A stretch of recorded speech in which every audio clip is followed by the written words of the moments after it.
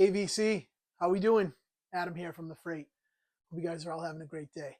Um, I want to take a quick second and ask you guys, if you're new here, welcome. If you're coming back, glad to see you again. And we'd love it if you could like and subscribe. It helps me out so much getting these kinds of videos out to more people who might be interested in the vinyl community. Um, I love doing these videos. I've loved the interaction you guys have given me, and I'd love to keep that going and keep growing and talking to more people out there about their record experience as well. Today's a special one for me. This is a very me video, but maybe in me doing this, I can offer you guys something to think about that you maybe wouldn't have normally thought about. So this video is about a record that is and an artist that is very near and dear to my heart. Harry Belafonte. Um, now I know Harry Belafonte is not the most in topic in the record community. I'm very aware of that. But this particular record, Harry Belafonte at Carnegie Hall, the complete concert, is legendary. And it's legendary for a good reason. It's in many audiophiles collections and just every record collection, really. I don't even know why I need to say audiophile, just every record collection. You see these are there's a reason too. I mean, it spent like 168 weeks on the charts. So this was in every home in America, really, this particular record. I'm going to do a little bit of comparing this with something I'm going to show you in a second, a recent version, and share my connection with Harry Belafonte and this particular record and the music that's on this record and Harry Belafonte as an artist. So first thing I want to talk about is when this came out in 1959, this came out as part of Living Stereo series, okay? This also came out as not a Living Stereo title, but when things were released as Living Stereo titles, I don't know if you guys are familiar with Living Stereo. Basically, Living Stereo titles were part of RCA recordings. And what it was in the late 50s, mid to late 50s, it was the infancy of stereo recordings. Everything prior to that had been mono, recorded in mono. And so what the Living Stereo series is, you can see this banner up the top. What that Living Stereo series is the record company trying to demonstrate the highest quality possible, the amazing things that stereo recording can do, putting things over here and over here. And some of these Living Stereo titles from this era are just amazing. They sound incredible. You can find them in your dollar bins. You can find them out there in the thrift stores. It's tough to find clean ones, and they're probably going to have some noise, so you kind of got to live with some noise unless you get really lucky and find some clean ones, but don't sleep on these. If you see a Living Stereo banner across the top, don't be afraid to spend $1, a couple dollars, $3 on them. You'd be really surprised, especially if you're into that era of music. There's definitely some classical titles, there's some show tune titles, but overall the fidelity of the Living Stereo series is very good. And this is a legendary example, the Belafonte Living Stereo. I'll show you what the vinyl looks like on this. This is probably a VG minus copy, VG copy, I would say, maybe. You can see, if I have it right side up, you can see the label. This is the black label. There's red one, which they call like the shaded dog. It has like a red a dog with a shade on it. But in general, these are wonderful sounding records. And the Belafonte one is excellent. So this in particular record is one that was probably my earliest, definitely my earliest vinyl memory, but maybe my earliest sort of family music memory. My parents had their turntable set up, and we had like our family room, but then we had like this side room that had like, I don't know, it was just a smaller room that we used to play in as kids, and that's where the turntable was, with the speakers pointing out to the living room. And I remember my parents putting this record on often. They loved it, and this was the early '80s, and I remember hearing songs like Deo and God, there's so many on here. What's the main one I'm thinking of? Matilda, of course, and then Mama Look a Boo Boo, and those kinds of songs. I don't know if you know those, but they are Harry Belafonte and classics of the time, right? So when those songs came on, my parents would always present them to me very joyously. And like I even remember my father, who was not, not kind of that kind of person, but I remember him laughing about it, my mom laughing about it, and Mama look a boo boo, all these awesome, hilarious things. And this concert in particular has Harry Belafonte interacting with the audience. This is when the art of performance was different. This is when you went to a show at a place like Carnegie Hall and you got a whole artistic performance of the evening. Um, for example, you get things like different acts over the course of a show. For example, there's 3 acts in this concert, and the 3 acts are Act 1, Moods of the American Negro; Act 2, In the Caribbean; Act 3, Round the World. So you get these different themes in a performance, okay? And they all tie together. So there's several themes from like the traditional African American, work experience in America, in early America. And then you have songs, that are traditional to the Caribbean, Harry Belafonte's upbringing. And you have songs that are traditional to world music, which of course Harry Belafonte is known for all of those things. And in these 3 acts, you get Harry Belafonte talking about like interacting with the crowd, especially. I'll hold up the one step now. So this is what the other thing I want to talk about. In the last song, Matilda, on the whole record of the performance, that song alone is worth the price of admission. It's amazing. It's he gets the crowd going, and there's this ongoing looping chorus that the whole band does, and he does this kind of thing of getting the whole audience involved, and he separates them. He breaks them up into like the ground level and the nosebleeds and everyone else. And then at one point he's like, okay, and all the women over 40, and everyone goes quiet. No one says anything. It's kind of hilarious. And there's just hilarious moments throughout this concert that Harry Belafonte does. He's got you smiling. He's got you laughing. This is perfectly perfect and perfectly imperfect with some little, not musical hiccups, but just like there are times where he just stops and says something really funny, and it's amazing, his interaction with the crowd. This is an old time recording. This is not, what people in the vinyl community are talking about right now. It's not rock and roll. It's not like, hip jazz. But this is 1959 at its finest. And Harry Belafonte was a superstar in this point in his career. He had crossed genres. Anyone in that time era, 1959, that could cross genres, especially in African American artists or an artist of color, who could cross those barriers into worldwide success, that was very rare in that day and age. And Harry Belafonte was that. Actually, you can see in the one step, there's some wonderful pictures in the book that show just how culturally important he was. You can see him with Martin Luther King and Malcolm X, and just a cultural leader as well as a musical leader. And I know he was very outspoken for rights and things like that, and just an amazing person on top of that. And he had superstardom to go with it at this point in his life.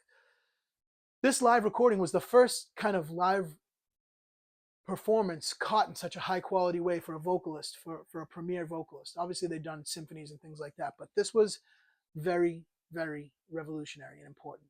So I want to talk to you a little bit about like a comparison. So I talked to you about my connection with this. Some of my earliest happy musical memories come from this record, and sitting on my floor and having my parents laugh and dance around and have me laugh at them and dancing too, and Mama Loca Boo Boo, all those things. I remember that vividly, and I was very little. It might be some of my earliest memories. So it's important to me.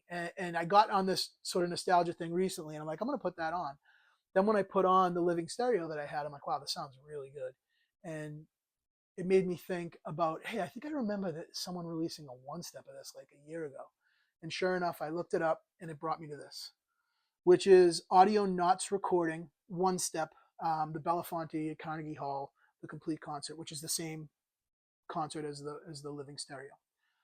What's super, super interesting about this is that this is a mono recording. The original 3-track stereo Audio Nautes is an Italian company. They also released Jazz at the Pawn Shop, really super high quality versions of that are amazing and as good as it gets. Jazz at the Pawn Shop's amazing, and this is the same company.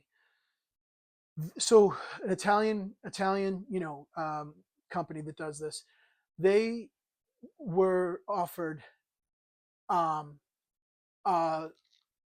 once removed copy tape, I believe. This is my understanding of it. It's actually, they go into detail in here, but it's a little hard to piece it all together. So I'm going to piece it together briefly as much as I can. Basically, the original 3-track stereo for the living stereo, that lives in Sony recording vault, and that doesn't leave the United States. But there was an analog direct one-to-one copy made at the time of that, and it's virtually identical. But that copy has been like very much untouched. So they offered to send that to this company.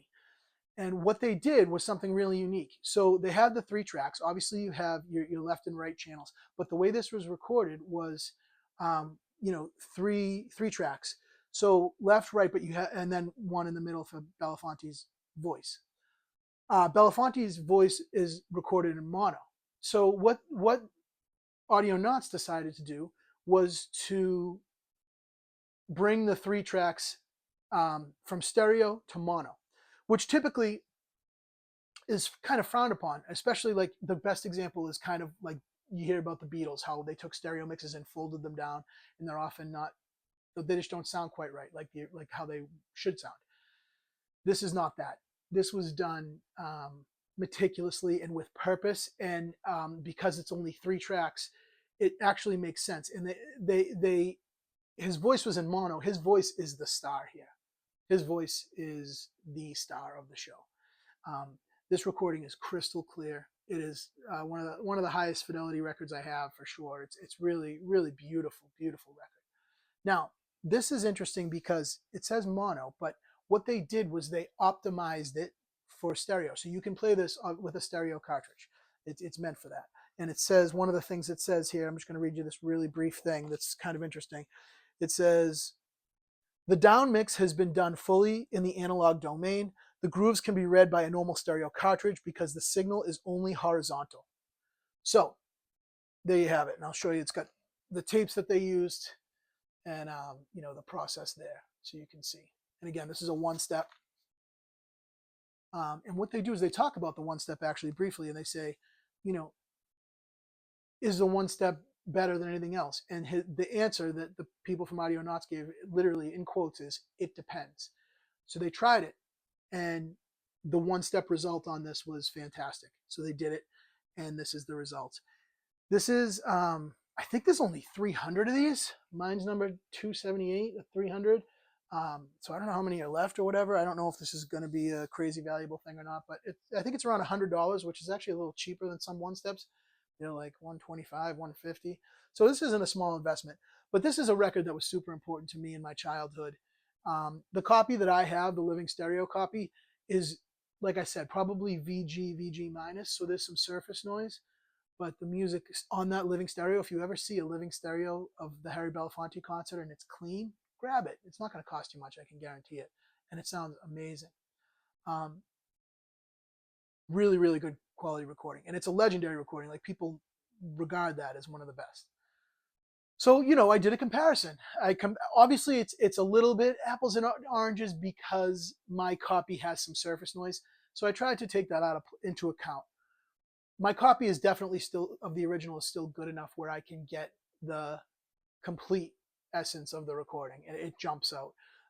There are some things that I think I might prefer over the living stereo to the 1-step. For example, the living stereo, and this is the story that I found with a lot of the living stereos records that I have, they are alive, they are bright, and they are maybe not treble forwards, a little too strong of a statement, but they are alive and they are spread out and they are amazing. So it was cool to hear that kind of energy. Now, I listened to this with both a stereo cartridge and my mono cartridge. I have an Ortophon black for my stereo cartridge, and I have that Ortophon white mono cartridge for my mono cartridge. So Super interesting. When you put it on with the stereo, everything, his voice is more forward and the rest of the band is more recessed. And that could be a sound that you really like. With the mono cartridge, when I put the mono cartridge on and played the one step, it was amazing. It was really good. It was really good. And they say like you can just listen to this with a stereo, and it was excellent. It was amazing too. But when I put the mono cartridge on, I feel like it more matched the life of the original living stereo, and then some. Obviously, the fidelity on this one step is just insane. It is really cool to hear this concert so clear, because I've only heard it with cracks and pops because this is what I grew up with. In the 80s when I heard it, it was 20 years old, 25 years old at that point, almost 30 years old. So, now it's what, Jesus, 50, 60, 70 years old, who knows, more than that. That whatever it is, that's how old, that living stereo is now. And that's what you're going to find. So it's tough to find a clean one. So for $100, for a record that means a lot to me in my history of, thinking about music and my family, I did it. And I'm so glad I did. This was so enjoyable and so wonderful. I'll show you the record. Audio Nautes is a very high quality company. Very, very. I got this copy. I found it on Elusive Disc, which is like a just a online retailer. You can see that's the vinyl. Super heavy duty, super flat, unbelievably quiet. Never thought I would hear the Belafonte at Carnegie Hall, that quality and that high fidelity. It's really amazing. So I just wanted to share that experience with you. If you know the Harry Belafonte concert, if you know Harry Belafonte, please comment. Let's interact about it. Tell me about your experience with it. Again, I know it's not like the hottest of hot topics on the internet vinyl community. However, I like to share me and my love and passion for music, and not just records. And this is a situation where music and records cross for me. And I think it's cool because it's one of my earliest memories of records and music crossing for me. And so I was really happy to get the Harry Belafonte live at Carnegie Hall one step. I think it's excellent. I think it's, to me, worth the money. Understandably, not for you. People don't want to pay that money for records. I get it. I get it. For me, it was worth it.